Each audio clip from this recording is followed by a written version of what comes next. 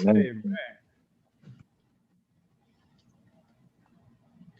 Oh, let me walk with thee, my God, as Enoch walked in days of old.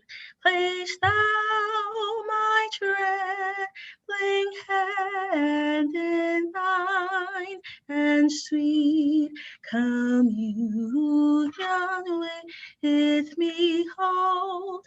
And though the path I may not see, yet Jesus let me walk with thee. I cannot dare not walk alone. The tempest rages in the sky. 1,000 snares beset my feet. 1,000 foes are lurking nigh. Still thou the raging of the sea, O Master, let me walk with thee. If I may rest my hand in thine, I'll count the joys of earth but lost, and firmly, bravely journey on. I'll bear the banner of the cross till Zion's glorious gates I see. Yet Savior, let me walk with thee. Amen. Amen. Hallelujah. Amen. Amen. And amen. Thank you so very much, Sister Perpetual. That's a beautiful name, and what a beautiful song. Wonderfully sung for us. Thank you so very much. A happy Sabbath once more, church. Happy Sabbath. Happy Sabbath. Happy Sabbath to you as well. God has been good to us. God has been wonderful towards us all week long and all year long. And so we are just so grateful to be called sons and daughters of the Most High God. What do you say? Amen. Amen. Amen.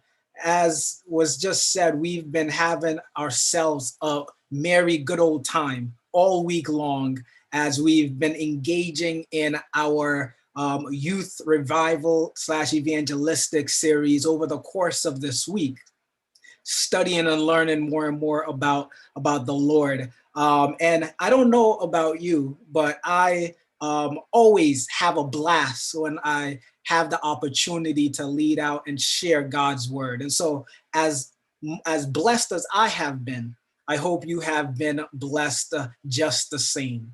Last week we spent some time, the youth were away for the Central Zone program, but we were here with the adults and we were able to study with one another a message, one of my favorite messages to share, entitled Never Alone, Never Alone. And we had a good time learning about how God protects and how God keeps his own.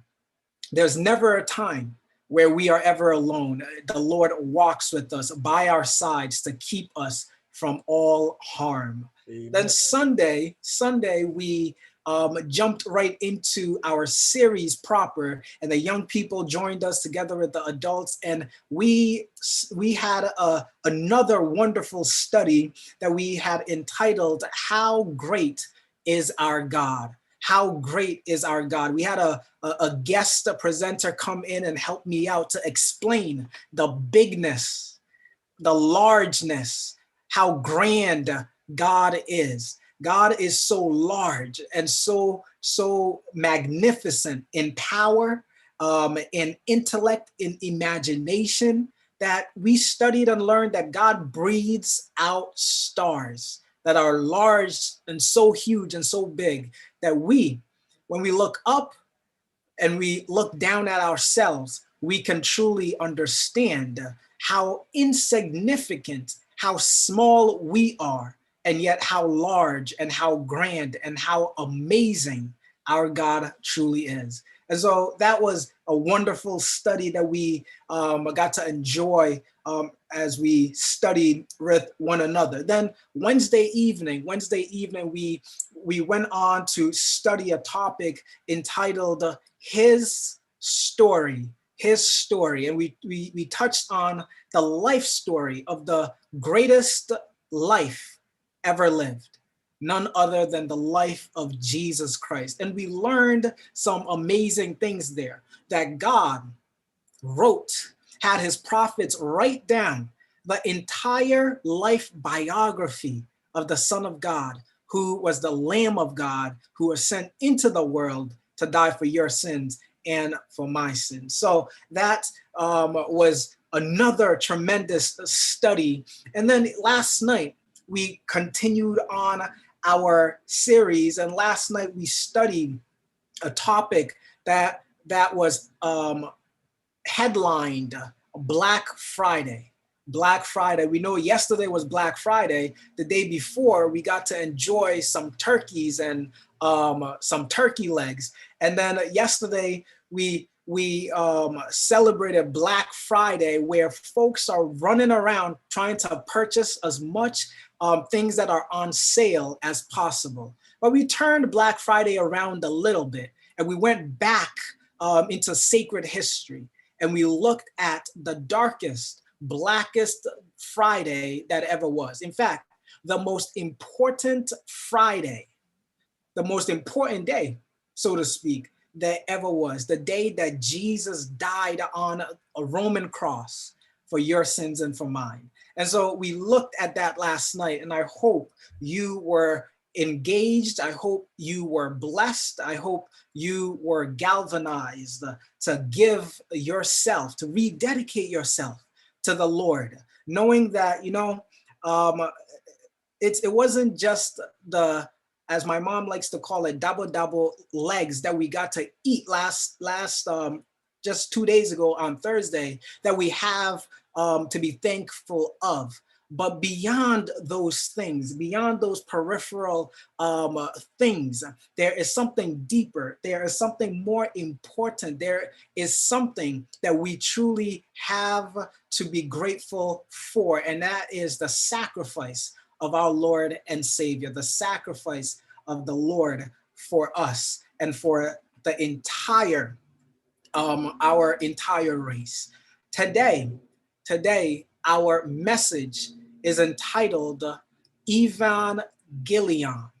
Evangelion. And it might seem as if it's somewhat of a strange word or a strange title. But before we move on or get any further along, I want to explain this word for you so that you and I are both on the same page, so that we can move along and make sure that we have understanding of what we are looking at and studying this morning, this afternoon.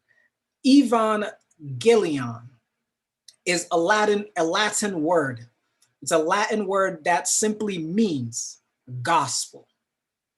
Evangelion is a Latin word that means gospel or good news. Good news. One of the church fathers,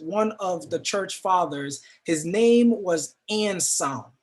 Anselm came along after the disciples of Christ, a few centuries after Jesus. Anselm came along and he said this, speaking of the gospel and speaking of the gospel message, Anselm said this. He says, man or human beings owed a debt but could not pay it.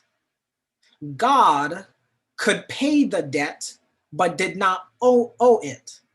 So it took God becoming a man to pay the debt so that whosoever believes might have life. Let me repeat that one more time in your hearing. Anselm says that man owed a debt but could not pay it. God could pay the debt, but he didn't owe it. So it took God becoming a man to pay the debt so that whosoever believes might be saved. The God-man, Jesus Christ, came to do for us what we could not do for ourselves. For God so loved the world that he gave his only begotten Son, so that whosoever believes in him should not perish, but have everlasting life. Let us pray as we begin this morning. Father, it is time for you to speak. And so at this time, make me as a nail upon the wall, fastened securely in its place. And on that thing so common and so small, hang a bright portrait of your face, is our prayer in Jesus' name. Amen. Amen. Amen. Amen. This morning, I want to tell you about this young man on your screen. His name is Martin Stepanek. Martin Stepanek. Now, Martin came to fame. Martin is a Czechoslovakian deep sea diver, right? That's a mouthful. A Czechoslovakian deep sea diver. On one occasion in 2001, Martin held his breath for what was then the world record, where it was for 8 minutes and 6 seconds. He held his breath for 8 minutes and 6 seconds in 2001. In 2009, Martin dived into the ocean and dived deep into the ocean 400 feet on one single breath, which were both records at their respective times and moments. I share Martin's story with you because deep sea divers can stay submerged in water for almost indefinitely, as long as a diver has a direct line to an oxygen tank that is coming from the surface. They are able to stay submerged inside the ocean as if they were fish and as if they have been living in the ocean all their lives. They can stay deep down into any ocean, any body of water for as long as they want, as long as they are connected to an oxygen line that is coming up from the surface. But this morning, the question that I have for you and the question that I want to ask you as we begin is, how long can you hold your breath? How long can you hold your breath? Without oxygen, how long can you last underneath the ocean? Without oxygen, how long would it take you before you started to get in a little bit of trouble? I want to bring you back this morning to Eden. The Bible tells us in Genesis that in Eden, when God first made our first parents and first made this world, the earth was full of joy. It was full of peace. It was full of the sounds of song, the songs of animals, and the laughter of people. There was no illness, there was no stress, and surely there was no death. But then the Bible says something happened. Something happened? The question really to be asked is, how did we go from a perfect world? How did we go from this beautiful paradise to what we see, what we see now? A world that is full of burdens, a world that is full of chaos, a world that is full of problems, a world that is full of inequities and injustices, a world that is full of depression, a world full of guilt and sickness and pain and death. How did we go from a world that was a paradise, so to speak, a complete paradise, to this world full of pain, this world that is full of so much distress and so much misery? What happened is the operative question. And I want to tell you, do you folks remember the oxygen tank we talked about moments ago? Well, what happened is that you and I, humanity, our first parents, this whole world, we got disconnected from our life supply.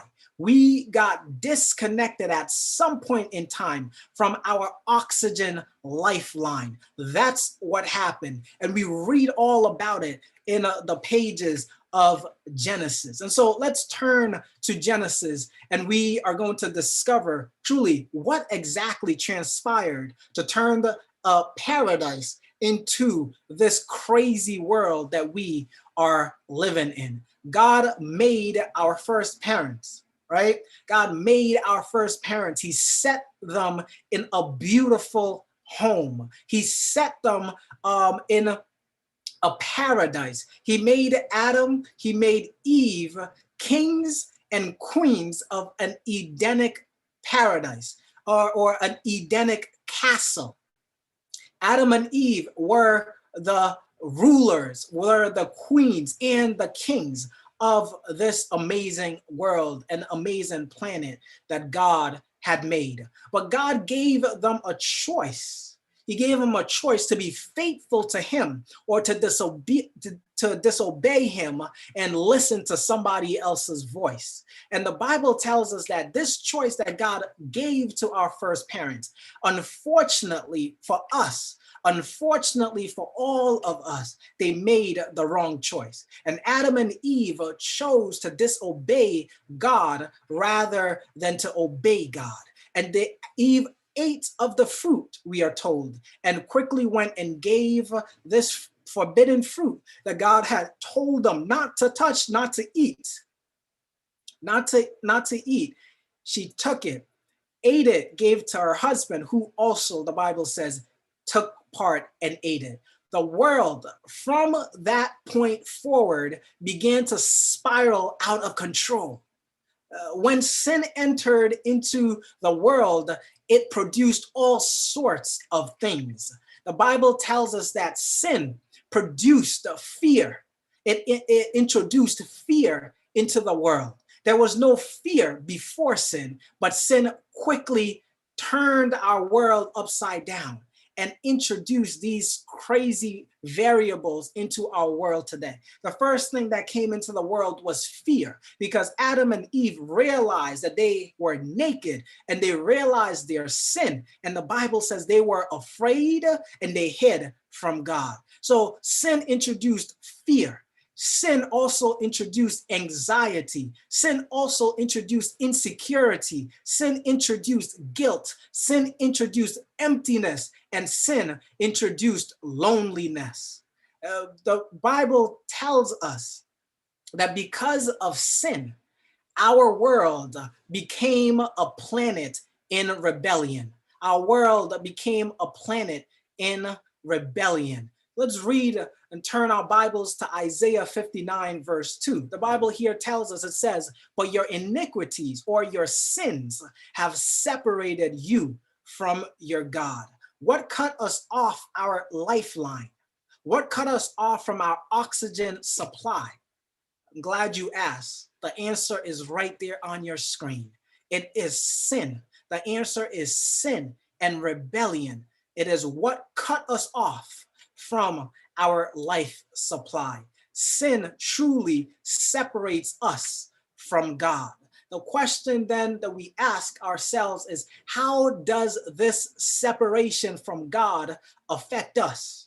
How does this separation from God affect us? And the number one thing that sin does is that it introduces broken relationships. Sin introduces to us broken relationships. And so number one, the sin brought broken relationships, and the first broken relationships that we experience is the relationship with God that becomes strained, that becomes broken as a result of our rebellion, as a result of our sin against God. We find this broken relationship in Genesis chapter 3, verse 8. The second broken relationship that happens is the broken relationships that we start to experience with one another, the broken relationships that we have with each other. The Bible says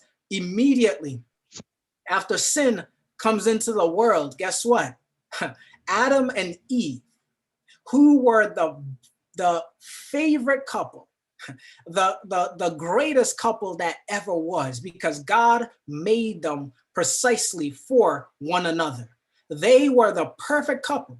Before sin, they never argued. Before sin, they never had any bitterness towards one another. Before sin, they lived in harmony. They were enjoying marriage and the fruits of marriage, and it was perfect. The Bible says it was good. Yea, it was very good. They had a perfect relationship. But right after sin is introduced into the equation, Genesis chapter 3, verse 12, it tells us that they immediately start to turn on one another. They start to blame one another for the entrance of sin. Adam says, God, you know, it's that woman that you gave me.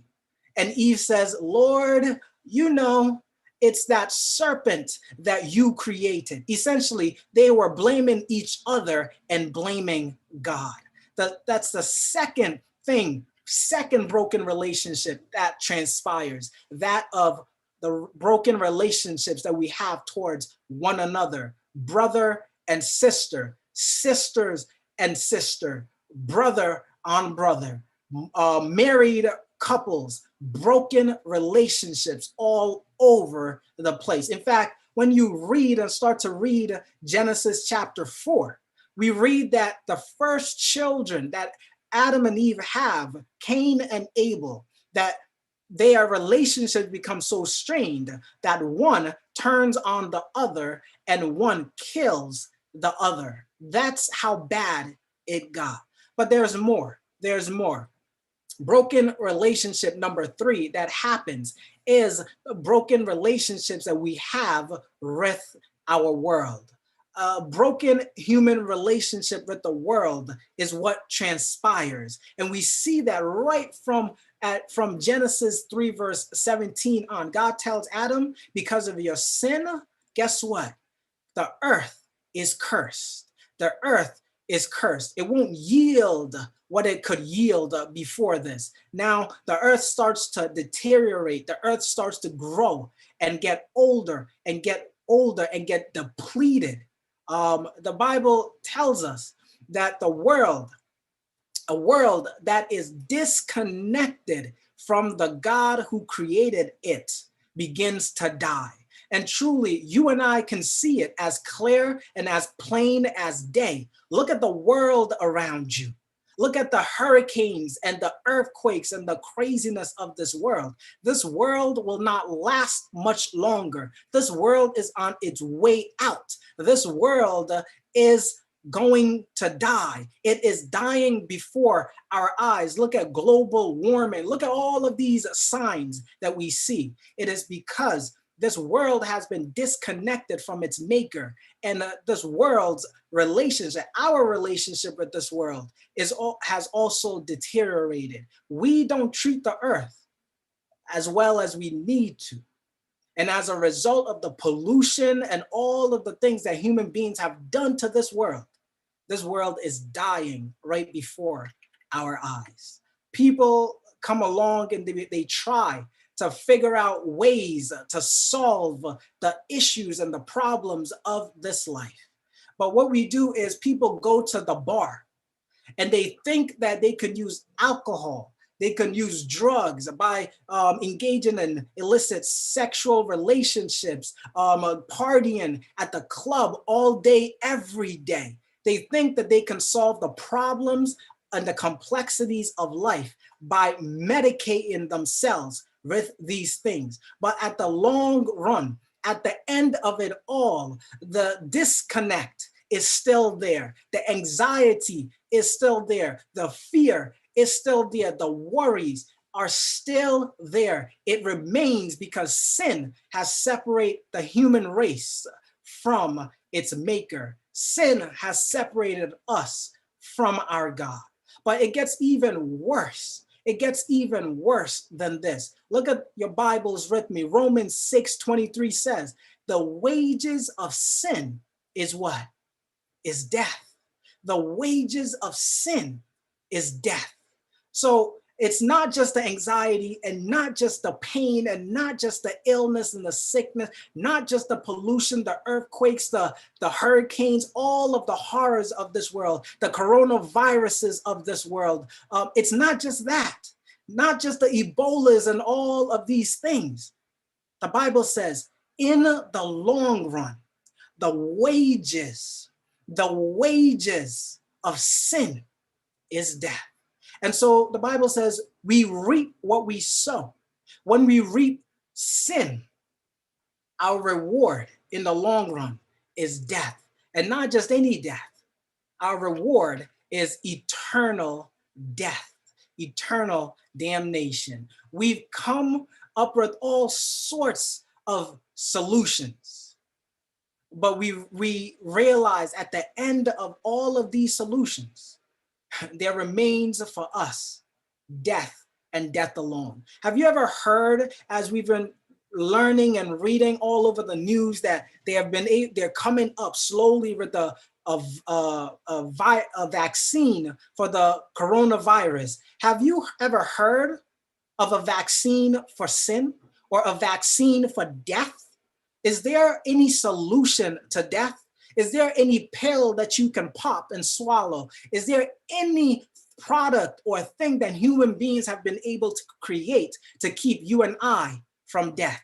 The answer is absolutely not. Because we have sowed sin, there remains for you, there remains for me, death and death alone. There is nothing that can keep us from that death except for one thing. We're going to get there in one moment. Since our problem of sin and death lies within, we need help, not from within. We need help from above. Since our problem lies in here, we need help from up there. We need help from above. The psalmist says, I will look up onto the hills, for whence cometh my help. My help comes from where? It comes from the Lord. Our help will not come from any other. Our help and our rescue will not come from the hands of men. It only comes from the hands of God. The Bible says in Genesis chapter 3, verse 15, it says, and after their sin, God comes down and he starts to speak to Adam and Eve and the devil. He says in Genesis 3:15 to Satan, who had come as a serpent, he says to him, he says, look, I will put enmity or a separation between you, Satan, and the woman, Eve, and between her offsprings, your offsprings and hers. This offspring, Jesus, shall bruise your head, and you, Satan, shall bruise his heel. Let me read that one more time. God, as he's speaking to the devil and to our first parents, he says to the devil, I will put enmity, a separation between you, Satan, and the woman, and between your offspring and hers. He, that offspring of the woman, he, Jesus, shall bruise your head, and you, Satan, shall bruise his heel. This is an amazing, amazing prophecy, because in the same chapter where human beings rebelled and sinned against God, it is in that same chapter that God tells our first parents the solution that he has come up with to save and rescue them from their sins. God here in these words, Genesis 3 verse 15, God tells us what theologians have come to call the proto-evangelion, which simply means the first gospel. The first gospel, and it is a prophecy from God telling Adam and Eve and telling the devil, listen, they will not die. I have a solution. They will not be separated from me for eternity. They will not suffer eternal damnation and eternal death. I have a solution, and that solution is the seed of the woman, the son of the woman who will come. He will be the Messiah. The Messiah, as we said on Wednesday, simply means the anointed one. The anointed one, Jesus, which means Savior, Messiah, which means anointed one. So Jesus, the Messiah, is simply saying the Savior who is the anointed one. He would come, and that promised one would come and deliver my people, all who put their assurance and their trust in him. He will come and save them. He will come and deliver them. That is the proto-evangelion, the first gospel, the gospel that the Lord sets forth right from that foundation of the world. And so the Bible tells us in Genesis 3 that Adam and Eve were the first men and women to have to offer an animal sacrifice. And they had to offer a sacrifice because we are told that they were naked, and they decided to make clothing with the leaves that were all on the trees. And so God looked at them, laughed a little inside of himself, and said, listen, where you're going and what is coming, those fig leaves cannot help you. What you need is a covering. What you need is a true covering. And so the Bible says that God took the skin of a lamb or an animal, and he created clothing for them through that skin. And he created and made clothing for them so that they would be protected from the elements and also to hide their nakedness. That animal that was killed in Genesis chapter 3, in order for God to create this clothing and covering out of, it was represented none other than the Lamb of God, who would die for the sins of Adam and the sins of Eve and the sins of Israel and the sins of all of humanity. That's what that animal represented. That's what that lamb represented. And Adam and Eve had to offer that first sacrifice. And right after they did that, the Bible goes on to tell us that later on, in the days of Israel, God said in Exodus chapter 25, verse 8, let them make me a sanctuary that I might dwell among them. God told Israel, God commanded Moses for the Israelites to create for him a sanctuary, that God would tabernacle with his people, that God could be in the midst of his people in the earthly sanctuary. And so in Israel, this sacrificial system was established in the sanctuary, in the tabernacle. And whenever somebody sinned, whenever anybody sinned, they had to go bring with them a lamb that was spotless, a lamb that was clean, a lamb that had no infirmities, no illness, nothing on it, a perfect, spotless lamb. Bring it alongside with you.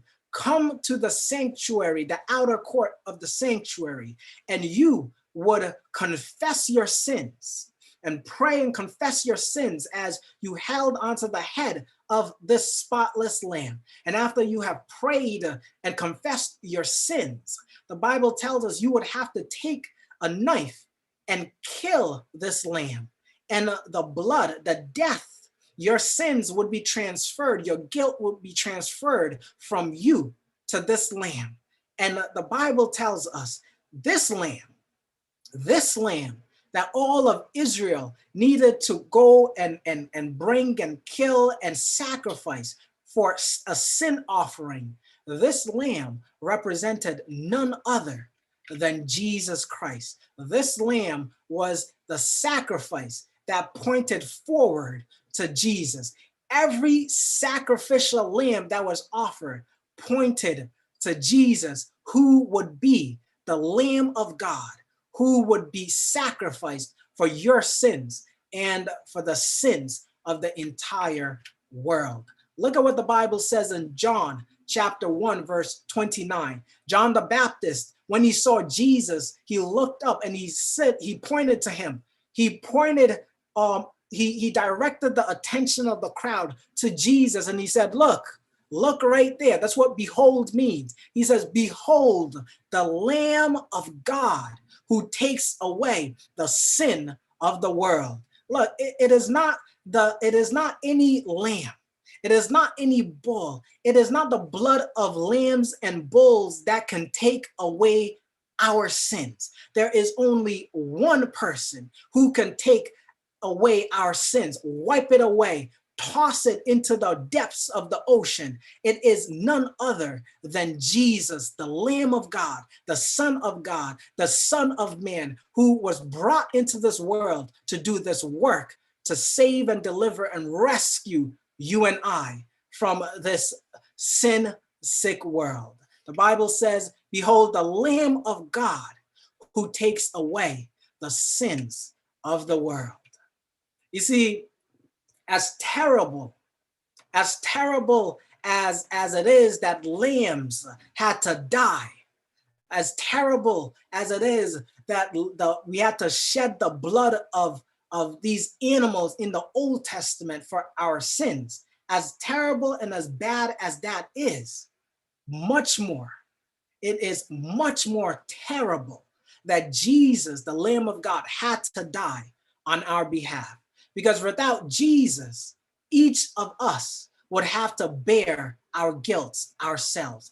Each of us would have to bear our sins all by ourselves. The Bible says that Jesus is the Lamb of the book of Revelation. The Bible says in Revelation chapter 1, verse 5, it says, unto him that loved us and washed us from our sins in his own blood.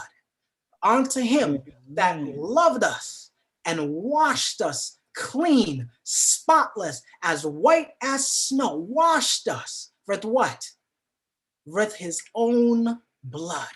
Jesus is the Lamb of the book of Revelation. Revelation 5, verse 12, it says, worthy is the Lamb that was slain. It is not an ordinary physical, actual lamb. No, it is Jesus. The lamb stands for Jesus, who is the Lamb of God, the Lamb that was slain from the foundation of the world. Revelation 12, verse 11, it says, they overcame him by the blood of the Lamb. Revelation 13, verse 8, it says, the book of life of the Lamb slain from the foundation of the world. The Bible says, Revelation 19, verse 9, it says, the marriage supper of the Lamb. There's going to be a supper one day. There's going to be a dinner one day. I love the children's story. It reminds me of this sermon that I preach. I title it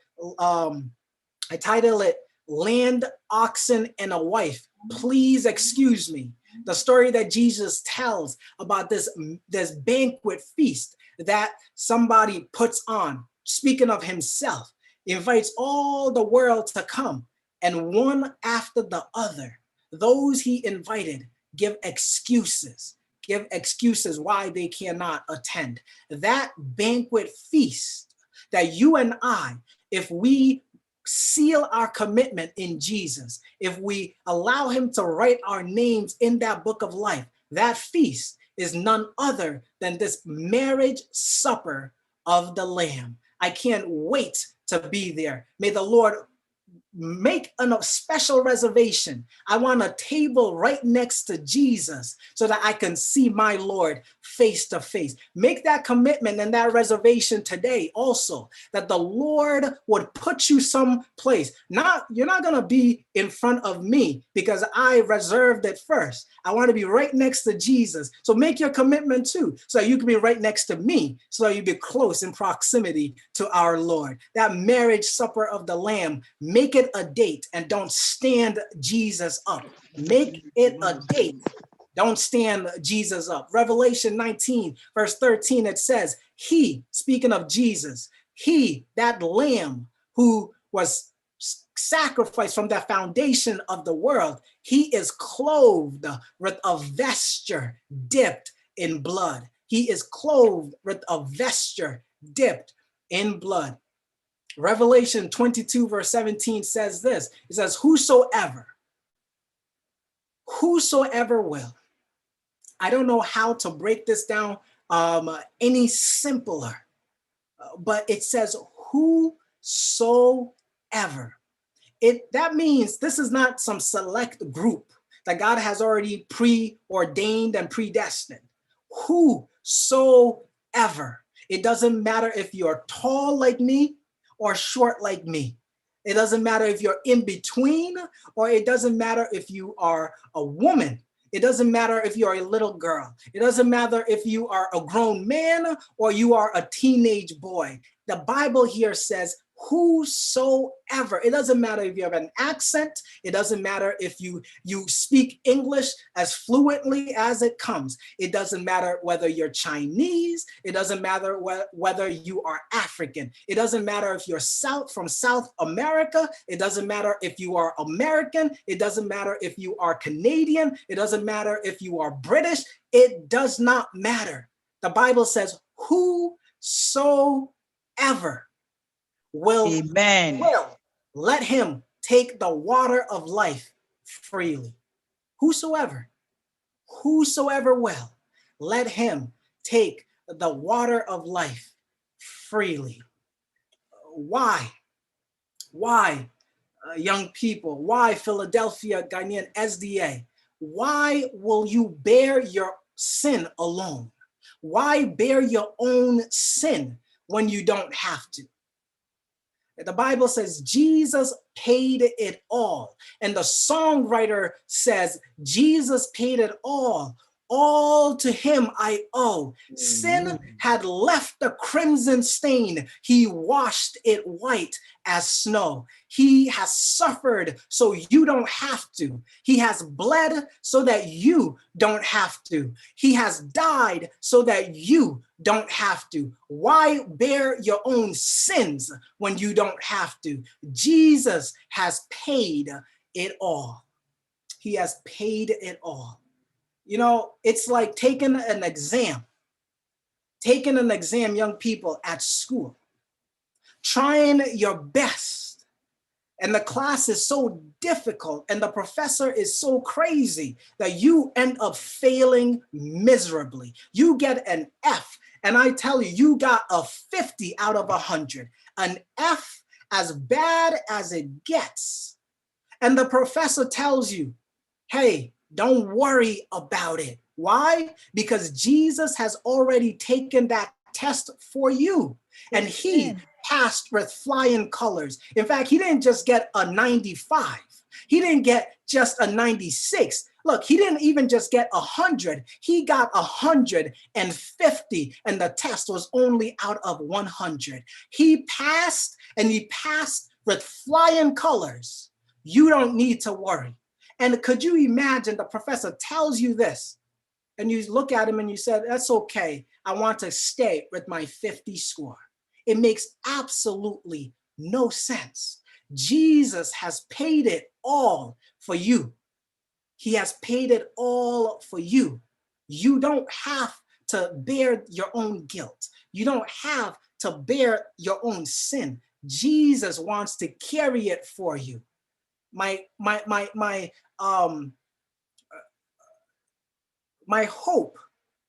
hope today, and my hope all week long, is that you would allow him to bear it for you so that you don't have to bear it by yourself. My mom says it all the time. He says, umpe wait now pedien, right? Umpe wait now pedien. You don't want this. What else could you possibly want? Free of charge. Salvation made free at the hands of Christ Jesus. Made free. Umpe now pedien. The Bible goes on, it says in 2 Corinthians chapter 5, verse 21, it says, for he made him, God made him, Jesus, who knew no sin, to be the sin for us, that we might become the righteousness of God. He made him sin, he who knew no sin, that we might become the righteousness of God in him. Jesus never sinned, but he accepted your guilt. He accepted our sins so that we don't have to. We don't have to bear it, and we don't have to bear it by ourselves. Jesus is calling you today, and Jesus is calling me today. The cross is still speaking more than 2,000 years later. It's still calling your name, and it's still calling my name.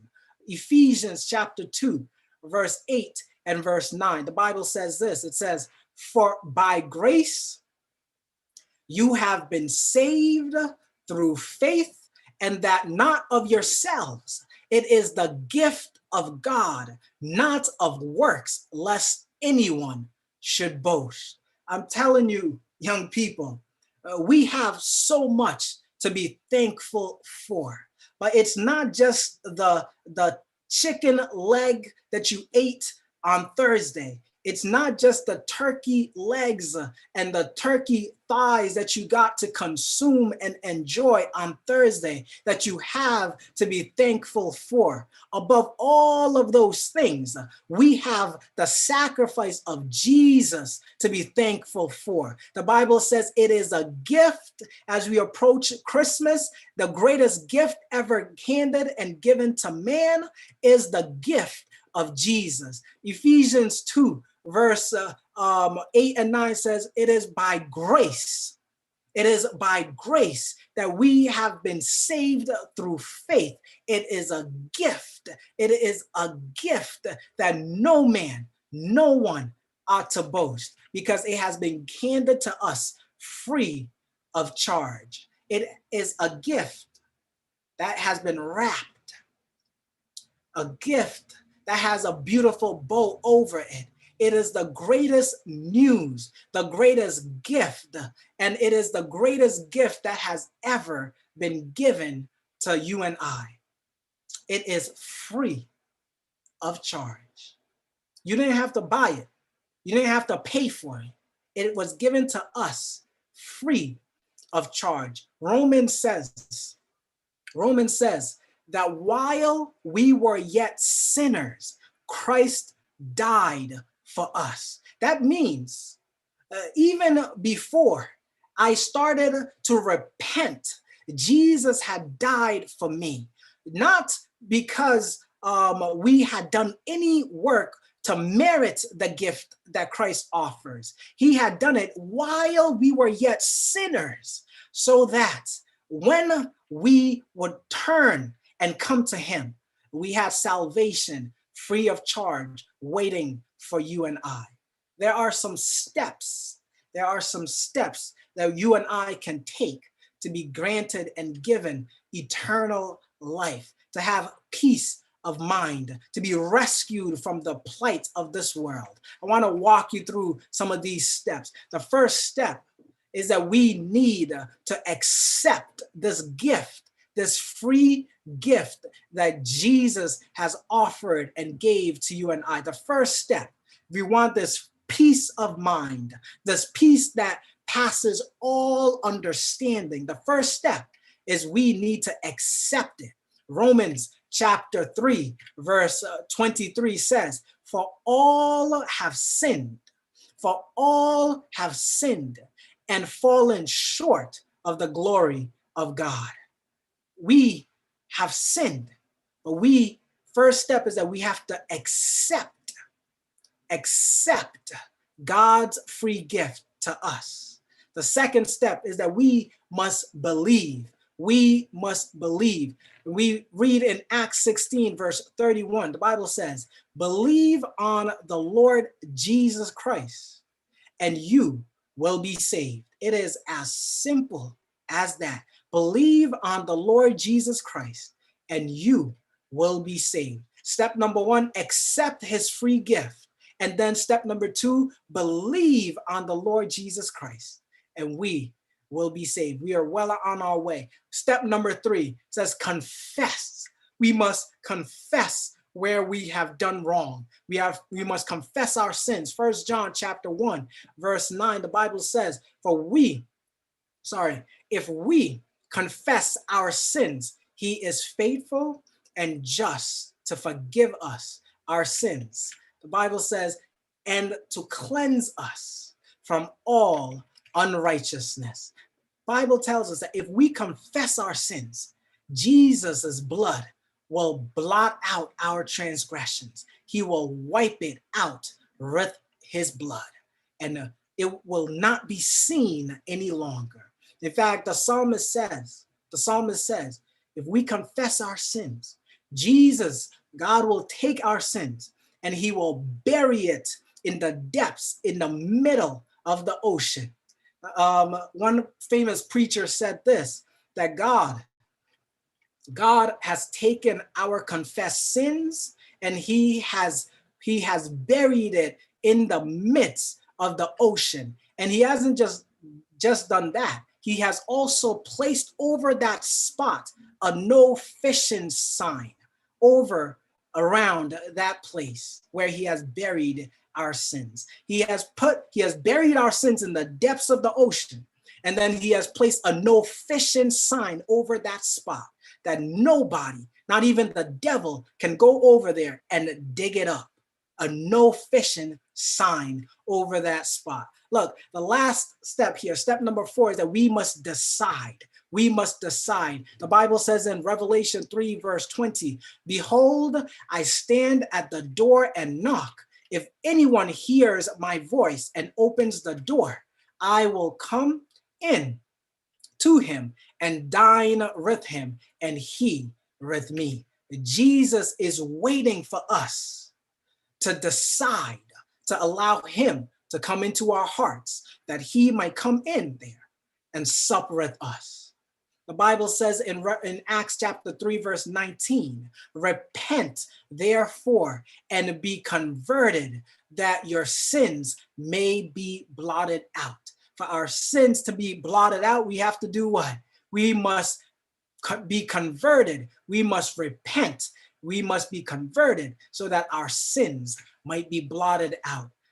Jesus, if we receive Jesus, we receive the gift of eternal life. Receiving Jesus means receiving the gift of eternal life. 1 John chapter 5, verse 12 and verse 13, it says, he that has the Son has what? Life. And he that has not the Son of God has not eternal life. These things I have written unto you that believe on the name of the Son of God, that you may know that you have eternal life. These things have I written, who believe on the Son of God, that you may have eternal life. If we have Jesus, if we have the Son, we have eternal life. As I wrap up today, I want to tell you a story of a man that you've probably heard of. His name was Martin Luther. I'm not talking about Martin Luther King Jr. We're talking about the original Martin Luther. And Martin Luther, when he was a young man, he had no plans of giving himself and his life to Jesus. But his parents had spoken to him and shared with him the gospel. His aunt and his family members had spoken to him about Jesus, but he hadn't yet taken that step to fully commit himself to the Lord. One day he was traveling from one town to another, and as he was on his way, he got trapped into a lightning storm. The rain started to come down, and all of a sudden the clouds gathered, and lightning and thunder started to fly all over the place. And he was so frightened. He thought he was going to be struck by lightning. It was that intense. He was so frightened that he got down on his knees and he started to pray. And he said to God, Lord, if you save me and deliver me from this storm, from this lightning, I will commit myself and my life completely to you. And so he made that commitment right there and there. And as he finished praying, the skies cleared up and the storm was beat back, and the sun started to come, and the skies were made clear. And Martin Luther, true to his word, decided from that day forward that he was going to commit himself to the Lord. And so he went to seminary and started to study to become a Roman Catholic priest. And he started to study and he started to study. And as he read the scriptures and as he learned from the Catholic Church, he realized that all had sinned. All people had sinned.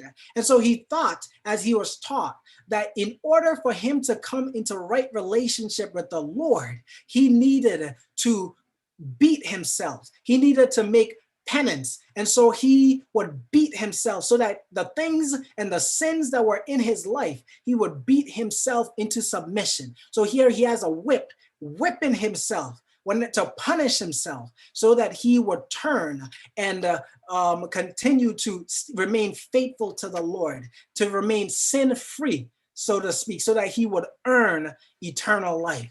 And so this is him beating himself. But one day he's reading his Bible. He's in the book of Romans, and he comes across this all-important passage. It's Romans chapter 6, verse 23. It says, for the wages of sin is what? It is death, but the gift of God is eternal life through Jesus Christ, our Lord. Right there and then, Martin Luther realized that he cannot earn heaven. Yes, he needs to remain faithful to the Lord, but eternal life ultimately is not earned by works. It's not works. It's not by our good works that brings us into heaven, but it is a gift that God grants us once we allow him to come into our lives. And as he works out our rough edges, as he works us out and it helps us to turn from our ways, turns from our sins, he grants us this gift, this perfect gift, that is a gift and a gift alone directly from the Lord of grace. But one day, after Martin Luther found this out, the Bible tells us that, not the Bible, even the pages of history tells us that from this passage and from this text, Martin Luther turned the world upside down, and the Protestant Reformation began, where we learned that it is not by buying indulgences, and it is not by penance, it's not by beating ourselves, it's not by all of these things that we gain eternal life. But eternal life is a gift once we accept Jesus into our lives. One day Martin Luther was preparing to go to sleep, and he fell upon his bed. And while he was sleeping, he had this strange dream, almost like a vision. And in this dream, he saw Satan.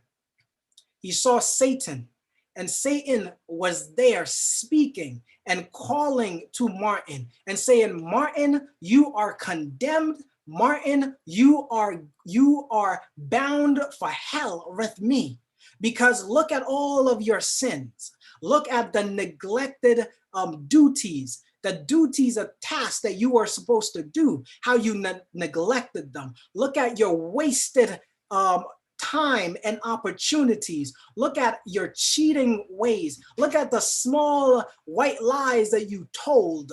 Look at these unclean thoughts that come through your mind every once in a while, even though you are a priest. Look at all of these things. You are bound for hell. You are a sinner, and you are bound for hell with me. But the Bible, the story, as the story goes, in this dream, there's another voice. Another voice came and yelled and screamed at the devil, which said, the blood of Jesus Christ cleanses Martin Luther from all of his sins. This voice said, move your hands, because the blood of Jesus cleanses Martin Luther from all of his sins. You see what the devil was doing. The devil here, his neglected duties, the time wasted, his cheating ways, the white lies, the unclean thoughts. The devil had his hand up top there. And what the devil was doing was blocking a message. And that message read, the blood of Jesus cleanses Martin from all of his sins. So devil, move your hands. Move your hands, because when we accept Jesus, Jesus blots out our sins once and for all. You see here, as Jesus' blood cleanses Martin Luther from his sins, Jesus's blood cleanses your sins and cleanses my sins. But Jesus cannot cleanse your sins unless you have made your decision, unless you have made your election, your calling and election sure, unless you have publicly taken a stand for Jesus, unless you have made your decision for baptism. I want to encourage you, young people. We are on Zoom land, so it's difficult to make an appeal and a call. But I want to make an appeal here this afternoon. Jesus has paid it all. Jesus has paid your sins and my sins. He wants to enlist you in the army of Christ. He wants to begin to work on you. You know, some people say, hey, I want to get baptized, but I'm not ready yet because I have all of these things to work on.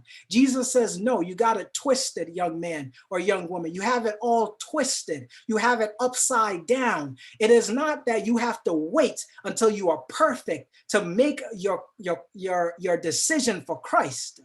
You make your decision for Christ. You allow him, you take that stand for baptism first, and then he comes into your life and begins to work on your life and work on yourself, work you out so that the things that you once did, you can say like Paul, those things that I once used to do, I no longer do them. Why? Because Christ has come and he lives and grants me victory onto victory.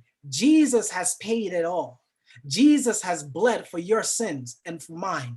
Don't allow his gift to go without taking full grasp of it. The Bible says in John chapter 3, verse 16, for God so loved the world, for God so loved the world that he gave his only begotten Son, that whosoever believes should not perish, but have everlasting life. And Psalms quote one more time. Man owed a debt, but could not pay it.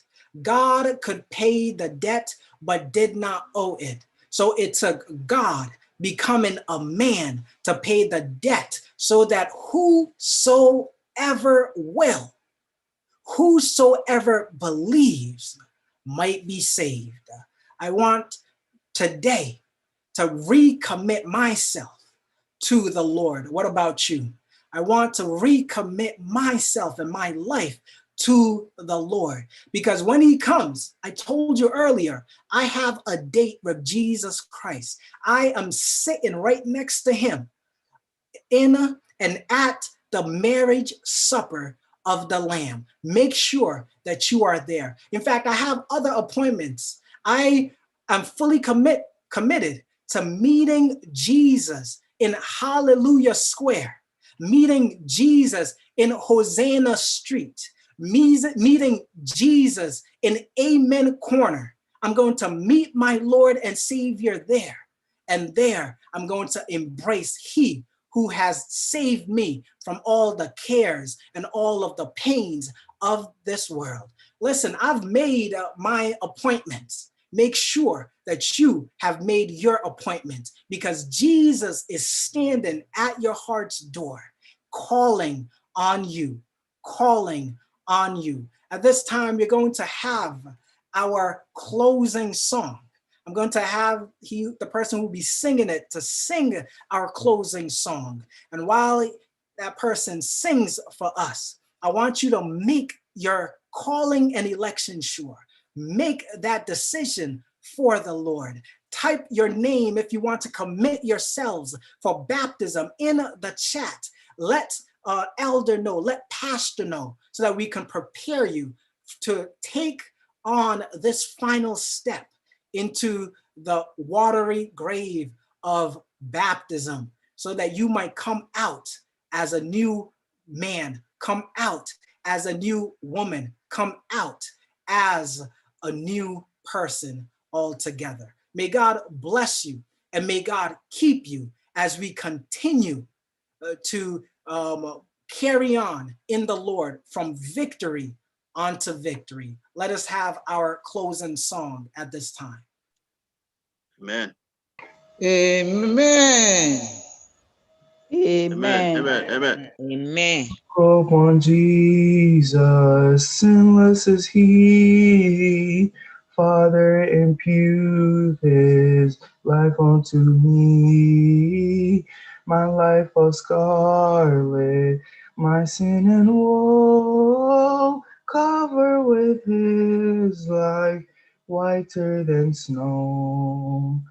Cover with his life, whiter than snow.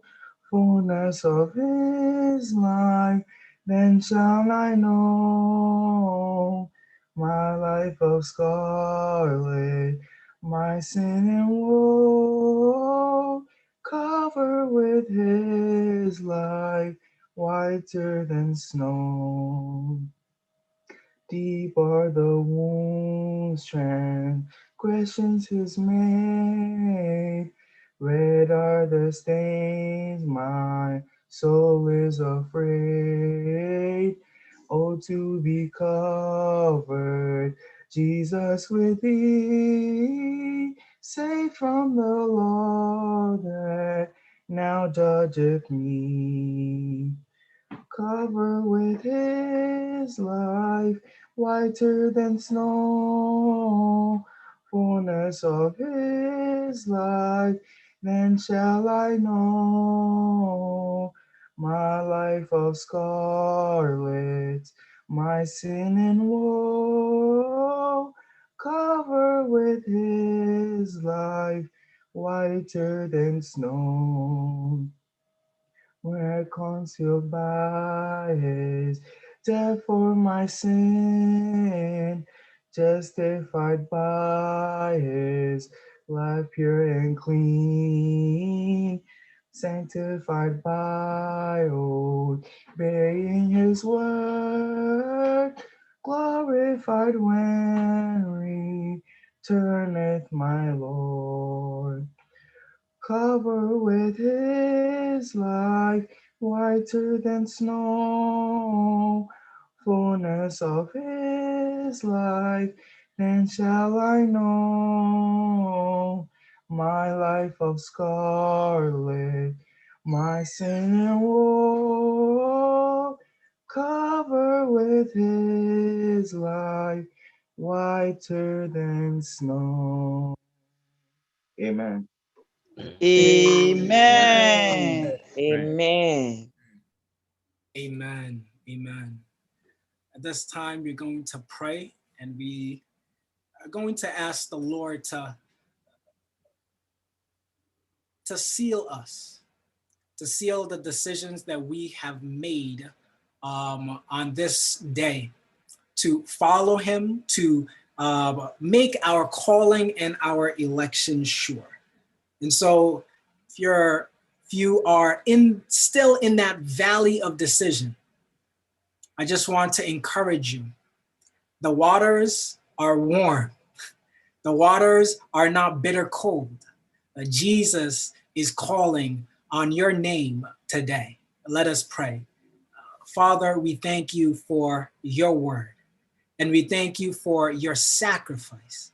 We ask, dear Lord, that you would peer down, take a look down at your children here today in Philadelphia, Ghana, Seventh-day Adventist Church.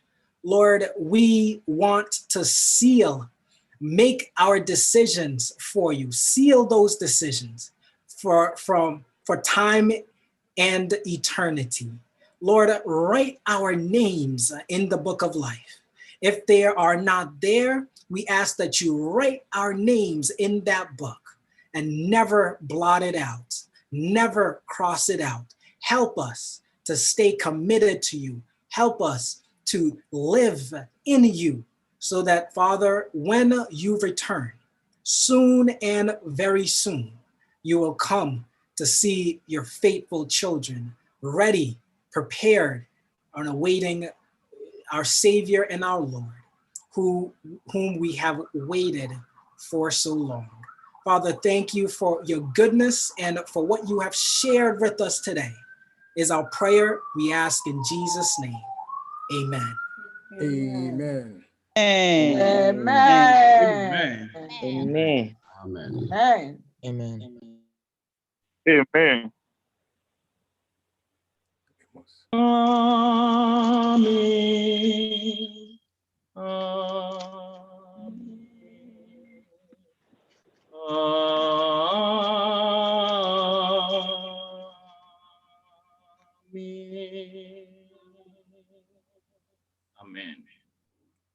Amen.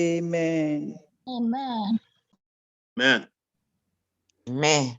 You say a so for any mommy so for Abigail omo aye adwuma a ehye nyame anmonyam na wo so ani agye se na me so ani agye ti for one moment me pese obetumi abi o microphone atum ya che ni ji ayenya obra ye ka make ye pa hye nyakopon anmonyam nti moma na yenka amen Amen.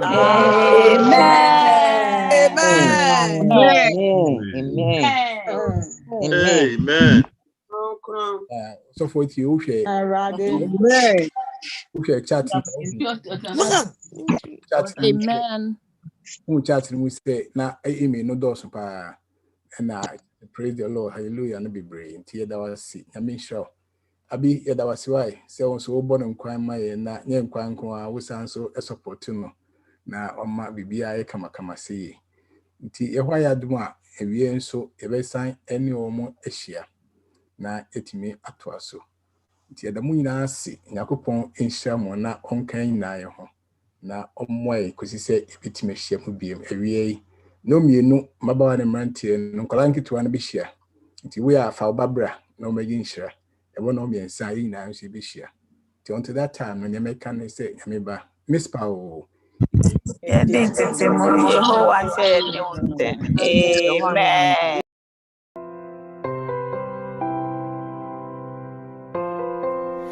In Christ alone, my hope is found. He is my light, my strength, my song. This cornerstone, this solid ground, firm through the fiercest drought and storm.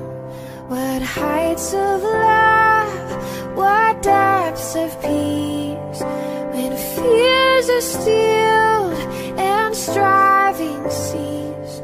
My comforter, my all in all, here in the love of Christ I stand.